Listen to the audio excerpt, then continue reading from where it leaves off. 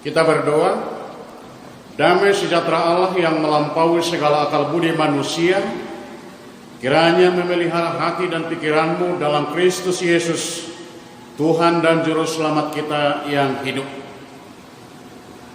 Shalom, Bapak Ibu saudaraku yang dikasihi Tuhan kita Yesus Kristus. Injil Matius 12 ayat 15 sampai 21 berbicara tentang Yesus adalah hamba Allah yang sempurna sebagaimana dinubuatkan dalam kitab Yesaya pasal 42 ayat 1 sampai 4. Saudaraku yang dikasihi Tuhan kita Yesus Kristus, bagaimanakah Yesus melaksanakan tugasnya sebagai hamba Allah? Sebentar mari kita lihat apa yang terjadi yang mendahului perikop khotbah hari ini, di mana ketika hari Sabat Yesus masuk ke rumah ibadat bersama dengan orang Farisi.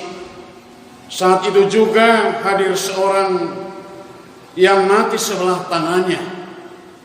Kesempatan itu dipakai oleh orang Farisi untuk bertanya kepada Yesus, bolehkah menyembuhkan orang pada hari Sabat? Itulah yang ditanyakan oleh orang Farisi kepada Tuhan Yesus. Sebenarnya saudara-saudaraku, Yesus tahu persis apa maksud mereka menanyakan hal ini. Tetapi mereka ingin menjebak Yesus karena mereka selalu mengatakan bahwa hari Sabat itu hari istirahat yang segala pekerjaan dan perbuatan apapun tidak bisa dilakukan. Saudaraku yang dikasihi Tuhan kita Yesus Kristus, apa yang dikatakan Yesus tentang pertanyaan yang disampaikan oleh orang Farisi tersebut? Yesus mengambil suatu perumpamaan dengan menjelaskan seekor domba yang masuk dalam lubang pada hari Sabat. Yesus katakan, tidakkah ia akan kamu tangkap dan mengeluarkannya? Bukankah manusia jauh lebih berharga daripada domba yang masuk ke lubang tadi? Karena itu Yesus berkesimpulan bahwa Sabat boleh dipakai sebagai hari untuk melakukan hal yang baik. Saudaraku yang dikasihi Tuhan kita Yesus Kristus, setelah mengatakan hal itu, Yesus langsung mengulurkan tangannya kepada tangan orang yang mati sebelah, dan seketika itu tangannya sembuh. Jemaat Tuhan yang kekasih, apa yang menjadi respon orang Farisi yang melihat hal-hal yang dilakukan Yesus pada saat itu? Mereka keluar dan bersekongkol untuk membunuh dia. Walaupun orang Farisi telah mendengar perkataan yang benar dari Yesus dan menyaksikan penyembuhan bagi orang yang sakit itu, namun mereka tetap membenci Yesus, bahkan berencana untuk membunuhnya. Kenapa?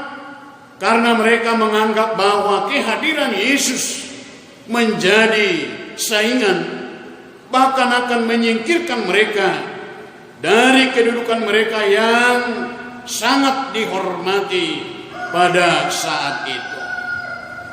Bapak Ibu saudaraku yang dikasihi Tuhan kita Yesus Kristus, bagaimanakah tindakan Yesus terhadap sikap orang Farisi tersebut?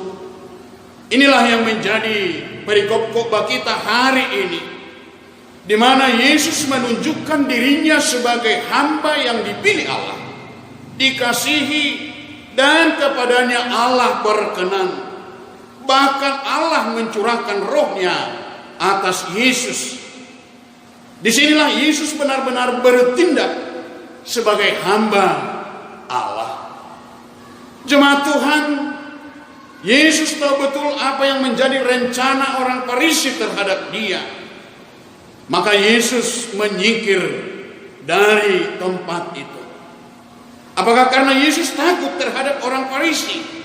Atau Yesus tidak mampu untuk menghadapi mereka sehingga Yesus menyingkir dari tempat itu? Jawabannya tidak.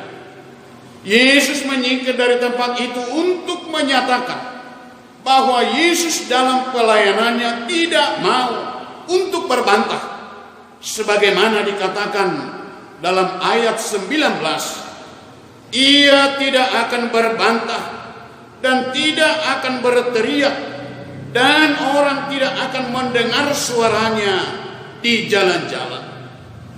Hal ini mau menjelaskan bahwa cara, metode, dan tujuan pelayanan Yesus berbeda dari orang-orang Farisi yang senang berbantah, berteriak, dan pamer kuasa, karena tujuan mereka adalah untuk menggabungkan dirinya sendiri. Saudaraku yang dikasihi Tuhan, Yesus benar-benar bermisi untuk menyatakan kerajaan Allah demi kesembuhan, keselamatan orang-orang yang percaya kepadanya. Itulah lanjutan ketika Yesus menyingkir dari tempat itu. Banyak orang mengikut dia, dan Yesus menyembuhkan mereka semuanya. Artinya misi dan visi Yesus jelas adalah untuk kesembuhan, untuk keselamatan orang-orang yang mengikut dia.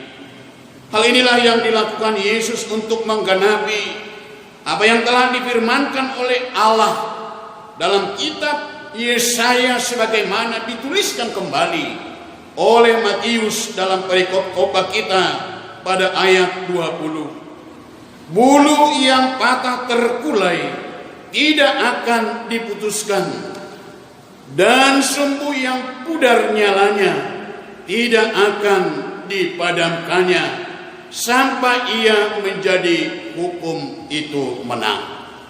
Saudaraku yang dikasihi Tuhan Yesus Kristus, kedatangan Yesus ke dunia ini benar-benar mau membebaskan manusia dari kelemahannya karena dosa-dosanya. Dosa telah menyebabkan dunia ini sakit, dunia ini lemah. Bahkan burung yang patah terkulai dan sumbu yang pudar hampir mati, menunjukkan bagaimana lemahnya manusia itu. Karena itulah Yesus datang menopang, menyembuhkan, memulihkan setiap sakit penyakit, setiap penderitaan, bahkan setiap pergumulan orang, untuk dilepaskan Tuhan dari semuanya. Karena Tuhan Yesus benar-benar mencintai, mengasihi manusia, sebagaimana dikatakan di dalam Yohanes 3 ayat 16. Saudaraku yang dikasihi Tuhan kita Yesus Kristus, dalam pelayanannya sebagai hamba Allah, Yesus juga tidak mau memamerkan dirinya. Karena itu ketika dia menyembuhkan orang-orang yang mengikut dia, dia dengan keras melarang, memberitahukan tentang hal itu kepada siapapun. Mengapa? Yesus bukan seperti orang Farisi yang mau memamerkan diri dengan kesombongannya. Sifat seperti orang Farisi itu adalah juga hal-hal yang tidak dibenarkan di dalam kehidupan orang-orang percaya atau hamba-hamba Tuhan. Saudaraku yang dikasihi Tuhan kita Yesus Kristus, kenapa Yesus melarang keras orang-orang yang telah disembuhkan untuk memamerkan diri Yesus? Yesus jelas mau mengatakan supaya genaplah firman yang disampaikan Nabi Yesaya, sebagaimana dikutip oleh Matius dalam ayat 21. Padanya bangsa-bangsa akan berharap. Tanpa digembor-gemborkan, Yesus akan menjadi orang yang dikenal dunia. Karena karya Yesus telah nyata untuk menyelamatkan dunia ini. Saudaraku yang dikasihi Tuhan kita Yesus Kristus, hal ini juga untuk menegaskan sebagaimana dikatakan dalam Yohanes 14 ayat 6. Akulah jalan dan kebenaran dan hidup. Tidak ada seorang pun yang sampai kepada Bapa kalau tidak melalui aku.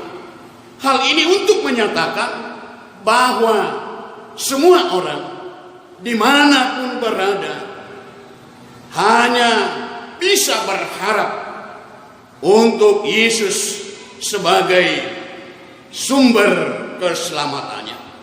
Jemaat yang dikasihi Tuhan kita Yesus Kristus, apa yang bisa kita petik dari khotbah hari ini? Kita harus percaya bahwa kita adalah hamba Allah, orang-orang yang dipilih, orang-orang yang dikasihi, bahkan orang-orang yang telah dianugerahkan Tuhan Roh-Nya untuk bersaksi, untuk menyatakan kerajaan Allah. Marilah kita senantiasa ikut perintah Tuhan, ikut menjadi hamba yang setia, sebagaimana Yesus Kristus adalah setia di dalam kehidupannya untuk melakukan apa yang telah dinyatakan oleh Tuhan Allah kepadanya. Jadilah hamba yang setia sebagaimana teladan yang telah dilakukan oleh Yesus. Maka pada akhirnya kita akan menerima upah yang telah dijanjikan oleh Allah dalam Yesus Kristus, akan hidup terus bersama dengan Yesus dalam kekekalan. Amin. Kita berdoa. Terima kasih Bapa di surga, firman-Mu telah menyapa kami pada saat ini. Kami mohon ya Tuhan, jadikanlah kami menjadi hamba-Mu yang setia menurut Engkau, melakukan firman-Mu, menjadi berkat bagi dunia ini, agar saatnya kami dan seluruh orang percaya bersama-sama di dalam kekekalan yang Tuhan sediakan di surga kelak. Amin.